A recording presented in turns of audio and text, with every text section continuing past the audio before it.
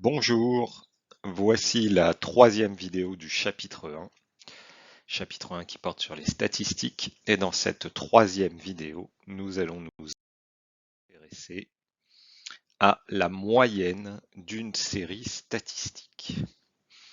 Alors, la moyenne, c'est quelque chose dont vous entendez parler depuis que vous êtes au collège. Et on va voir sa définition exacte, sa définition mathématique maintenant. La moyenne d'une série statistique quantitative, alors quantitative ça veut dire une série statistique dont les valeurs sont des nombres, hein, est le quotient de la somme de toutes les valeurs de cette série par l'effectif total.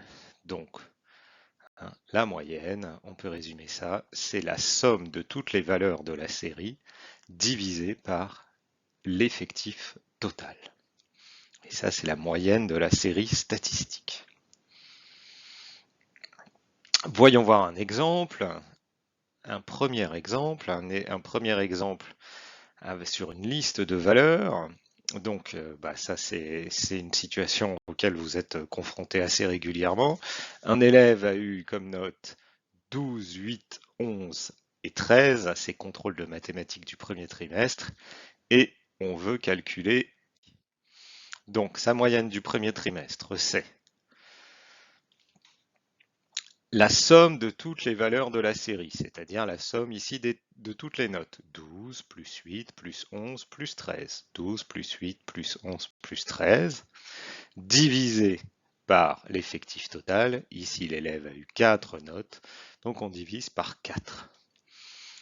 On obtient 44 comme somme de toutes les valeurs, comme somme des notes, divisé par 4, et ça fait une moyenne de 11. Alors, on pourrait se poser la question, qu'est-ce que ça représente cette moyenne? Pourquoi c'est si important, hein? Eh bien, la moyenne de 11 ici, c'est l'élève a fait 4 contrôles. En tout, sur ces 4 contrôles, il a eu 44 points. Eh bien, c'est comme si à chacun de ces 4 contrôles, il avait eu 11. Si à chacun des 4 contrôles, il avait eu la même note, eh bien, cette note serait égale à 11. Voilà. Voilà ce que signifie la moyenne. D'accord? C'est la valeur que prendrait à chaque fois la série pour obtenir le même total de valeurs, la même somme de toutes les valeurs. Si chaque valeur était identique, eh bien, chaque valeur serait égale à la moyenne. Donc ici, pour obtenir un total de 44 points, comme l'a fait cet élève, il faudrait que chacune de ces 4 notes soit égale à 11. Ça équivaudrait à ça. Deuxième exemple, cette fois, ça aussi vous en entendez parler, qu'est-ce qui se passe quand on pondère une moyenne avec des coefficients? Hein, donc l'élève, je reprends le même exemple que précédemment, l'élève a eu 12, 8, 11 et 13 à ses contrôles de mathématiques du premier trimestre, mais cette fois, le professeur décide de mettre des coefficients. C'est-à-dire qu'il ne faut pas se contenter de faire la moyenne comme précédemment. La troisième note, donc le 11, elle est affectée d'un coefficient 2 et la dernière note d'un coefficient 4. Donc ça signifie, hein, c'est comme si la troisième note était 2 fois plus importante que les autres, et enfin qu'une note classique, et la dernière note était 4 fois plus importante, elle va être comptée 4 fois plus qu'une note coefficient. Donc comment on calcule la moyenne du premier trimestre à ce moment-là? Eh bien regardez, la note 12 elle est coefficient 1 puisqu'elle n'a pas de coefficient. Donc on fait 12 fois 1, plus 8 fois 1, parce que la note 8 elle n'est pas affectée d'un coefficient. Et 11, la note 11, maintenant, elle compte 2 fois, puisqu'elle est coefficient 2. Donc c'est comme si l'élève avait eu 2 fois la note 11, et 13, la dernière note, on fait x 4, puisque c'est comme si l'élève avait eu 4 fois la note 13. Et attention, on ne divise plus par 4, parce que l'élève, là, maintenant, c'est pas comme s'il avait 4 notes, non. Parce qu'ici, le 12, c'est comme s'il avait eu une fois, le 8, une fois. Le 11, c'est comme s'il avait eu 2 fois cette note, et le 13 comme s'il l'avait eu 4 fois. Donc, quand on fait la somme des effectifs, quand on calcule l'effectif total, ici, c'est 1 plus 1 plus 2 plus 4, d'accord?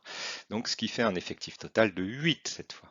Donc, ça fait 94 divisé par 8, et on trouve une moyenne à 11,75, d'accord?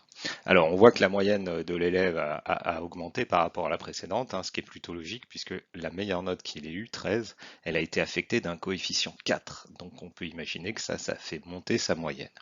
Donc, hein, quand vous avez une moyenne avec coefficient, pour la calculer, qu'est-ce qu'il faut faire? Il faut multiplier chaque valeur par son coefficient, ce qu'on a fait ici. Puis, effectuer la somme de tous les produits obtenus, 94, et on divise par la somme des coefficients. D'accord? Coefficient 1 plus coefficient 1 plus coefficient 2 plus coefficient 4, ça fait une somme de 8. Et on obtient la moyenne avec coefficient. Dernier exemple. Donc, cette fois la moyenne pondérée par des effectifs.